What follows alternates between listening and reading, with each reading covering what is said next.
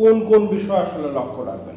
এখানে শিক্ষণকালীন মূল্যায়ন পরিচালিত হবে। এই যে শিক্ষণকালীন মূল্যায়ন পরিচালিত হবে, সেই শিক্ষণকালীন মূল্যায়নে আসলে 3টি কাজ থাকবে। এই 3টি কাজের আলাদা আলাদা করে 10 নম্বর থাকবে, অর্থাৎ মোট 30 নম্বর। এবং এই শিক্ষণকালীন মূল্যায়ন কিন্তু আসলে আমাদের যে বিজ্ঞান অনুশীলন বই আছে সেই অনুশীলন বইয়ের আলোকেই অনুষ্ঠিত হবে, অর্থাৎ ঘ অংশে এই বিষয়ে বিস্তারিত আলোচনা করা আছে। অর্থাৎ শিক্ষণকালীন মূল্যায়নে কিন্তু 30 নম্বর বরাদ্দ। এবার এই যে সামষ্টিক মূল্যায়ন, সেই সামষ্টিক মূল্যায়নের মধ্যে 100 নম্বর আছে। এই 100 নম্বরের মধ্যে বহু নির্বাচনী প্রশ্ন, এক কথায় উত্তর, সংক্ষিপ্ত প্রশ্ন, প্রেক্ষাপটবিহীন বিশ্লেষণধর্মী প্রশ্ন এবং প্রেক্ষাপট নির্ভর বিশ্লেষণধর্মী প্রশ্ন। অর্থাৎ একটা প্রেক্ষাপটবিহীন আর একটা হচ্ছে প্রেক্ষাপট নির্ভর প্রশ্ন। অর্থাৎ এই 100 নাম্বারকে আসলে 70 নাম্বারে রূপান্তর করে নিতে হবে। তাহলে 70 হলো আর এদিক হলো 30, অর্থাৎ মোট 100 এর মধ্যে আসলে গ্রেডিং অনুষ্ঠিত হবে, অর্থাৎ গ্রেডিং পদ্ধতিতে কিন্তু রেজাল্ট হবে। এখন আমাদের সপ্তম শ্রেণীর বিজ্ঞান বার্ষিক যে মূল্যায়নটি হবে, সেই মূল্যায়নে আসলে অনুশীলন যে বইটি আছে সেই বইয়ের ফসলের ডাক, পদার্থের সুলুক সন্ধান, কোষ পরিভ্রমণ, সূর্যালোকের রান্না, অদৃশ্য প্রতিবেশী, পানির সঙ্গে বন্ধুতা এবং ডাইনোসরের ফসিলের খোঁজে, এই অধ্যায়গুলো আসলে, অধ্যায় বলবো না, এটি হচ্ছে শিক্ষণ অভিজ্ঞতা। এই শিক্ষণ অভিজ্ঞতাগুলো সম্পন্ন করতে হবে।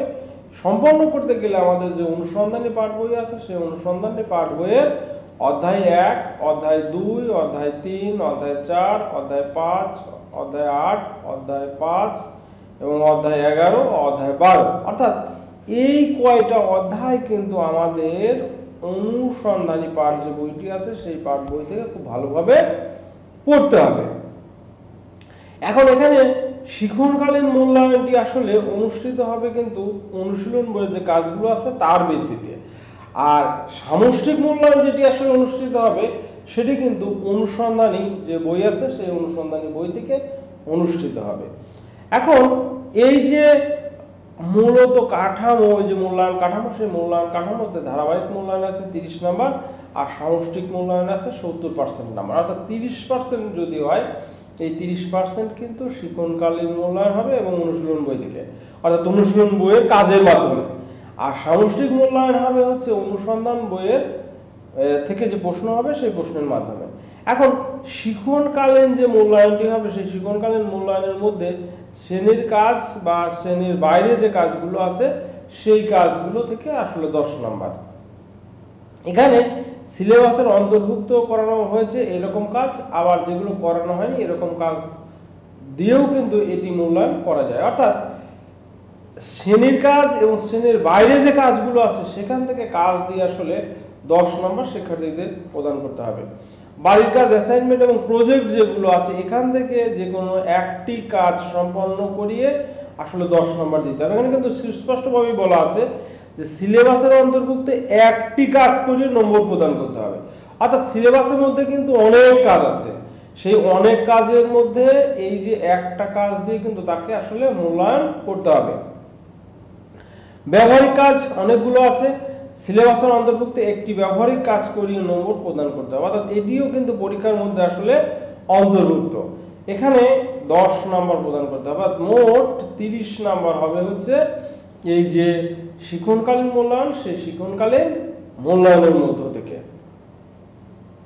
এবার সামষ্টিক মূল্যায়নের কথা যদি আমরা বলি তাহলে সামষ্টিক মূল্যায়নের মধ্যে প্রশ্নের ধারা এবং মান বন্টন, এখানে বহু নির্বাচনী যে প্রশ্নগুলো থাকবে সেই বহু নির্বাচনী প্রশ্ন হচ্ছে 15টা থাকবে, 15 নাম্বার, এবং এক কথায় উত্তর 10টা থাকবে এবং হচ্ছে 10 নাম্বার, এই দুইটা মিলে হচ্ছে 25 নাম্বার। সংক্ষিপ্ত প্রশ্ন থাকবে 10টি এবং প্রতিটা প্রশ্নের মান হচ্ছে 2, তাহলে 2 গুণ 20 নাম্বার থাকবে। রচনামূলক প্রশ্ন, প্রেক্ষাপট বিহীন প্রশ্ন অর্থাৎ সরাসরি প্রশ্ন, এখানে 5টা প্রশ্ন থাকবে, সেই 5টা প্রশ্নের মধ্যে 3টা প্রশ্নের উত্তর দিতে হবে এবং প্রতিটা প্রশ্নের মান হচ্ছে 5 করে, অর্থাৎ 3 × 5 = 15। আর রচনামূলক প্রশ্ন, প্রেক্ষাপট নির্ভর প্রশ্ন, প্রতিটি প্রশ্নের 2টি অংশ হতে পারে। এখন এই যে প্রতিটা প্রশ্নের 2টি অংশ হতে পারে, 7টা প্রশ্নের মধ্যে আসলে 5টা প্রশ্নের উত্তর দিতে হবে। এই 5টা প্রশ্নের প্রত্যেকটার মান হচ্ছে 8, অর্থাৎ 50টা 40, সর্বমোট 100 নম্বরের পরীক্ষা অনুষ্ঠিত হবে। শিক্ষণকালীন মূল্যায়নের নমুনা প্রশ্নের ক্ষেত্রে বলা হচ্ছে যে শ্রেণীর কাজ, শ্রেণীতে জোড়ায় কাজ করে বসে দেখাও যে শক্তির ধ্বংস নয়, সৃষ্টি নয়, শুধু এক রূপ থেকে আর এক রূপে পরিবর্তন হয়। অর্থাৎ শিক্ষণকালীন মূল্যায়নের যে প্রশ্ন সেটিও কিন্তু একদিনেই আমরা এটি করিয়ে নিতে পারি। অর্থাৎ সেখানে কিন্তু শ্রেণীর কাজ হবে, অ্যাসাইনমেন্ট হবে এবং ব্যবহারিক কাজ হবে। অ্যাসাইনমেন্টের মধ্যে পোস্টার পেপারে কালি ব্যবহার করে পৃথিবীর অভ্যন্তরীণ গঠনের চিত্র ব্যাখ্যা সহ উপস্থাপন করা। ব্যবহারিক কাজের মধ্যে শ্রেণীতে দলগতভাবে পরীক্ষণের মধ্যে প্রমাণ করো যে ক্লাস পদ্ধতিতে কঠিন পদার্থের বিশুদ্ধ করা যায়।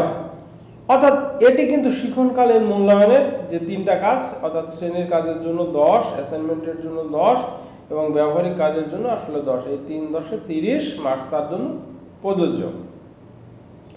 এবার আমরা যদি একটি প্রশ্ন লক্ষ্য করি সপ্তম শ্রেণীর বিজ্ঞান, সেখানে বলা হচ্ছে এটি একটি নমুনা প্রশ্ন। এই নমুনা প্রশ্নের আলোকে আপনি এই বিষয়ের সক্রিয় প্রশ্নপত্র তৈরি করবেন। কোনোভাবে এই নমুনা প্রশ্ন হুবহু ব্যবহার করা যাবে না। এখানে ক বিভাগে নৈবিত্তিক প্রশ্ন থাকবে হচ্ছে 25টি, অর্থাৎ প্রত্যেকটা প্রশ্নের মান কিন্তু 1। এখানে সুস্পষ্টভাবে বলা হচ্ছে যে কোনো ধরনের কোনো ওএমআর শিট ব্যবহার করা যাবে না, অর্থাৎ এমসিকিউ প্রশ্নের উত্তরগুলো সরাসরি খাতায় লিখে দিতে হবে। এই 15টা প্রশ্নের জন্য 15 নাম্বার। এবার 15টা প্রশ্নের পরে যে এক কথায় উত্তর, যে দুধ কোন প্রকৃতির মিশ্রণ, এটি এক কথায় লিখে দিবে, এর জন্য 1 নাম্বার। একইভাবে ব্যাকটেরিয়ার কোষকে আসলে কি ধরনের কোষ বলা হয়, মানুষের আমাশয় রোগের জীবাণুর নাম কি, মার্বেল কোন ধরনের শিলা, কাজের একক কি, এই প্রশ্নগুলোর উত্তর প্রত্যেকটাই কিন্তু খাতায় লিখতে হবে। এবার খ বিভাগ থেকে 10টি প্রশ্ন থাকবে, 10টি প্রশ্নের উত্তর দিতে হবে। জীব বৈচিত্র্য উদ্ভবের জৈবিক কারণ ব্যাখ্যা করো, এর জন্য 2 নাম্বার। পরজীবী বলতে কি বোঝায়, শক্তি নিত্যতার সূত্র ব্যাখ্যা করো, 10 নিউটন বল বলতে কি বোঝায়, টেকটনিক প্লেট কি সেটি বর্ণনা করো। অর্থাৎ এই ধরনের প্রশ্নের 10টা থাকবে, 10টারই কিন্তু উত্তর দিতে হবে। একইভাবে গ বিভাগ থেকে যদি আমরা একটু লক্ষ্য করি রচনামূলক প্রশ্ন, এখানে প্রেক্ষাপট প্রেক্ষাপট থাকবে না। 5টি প্রশ্নের মধ্যে 3টি প্রশ্নের উত্তর দিতে হবে। প্রত্যেকটা প্রশ্নের জন্য হচ্ছে 5 নাম্বার বরাদ্দ।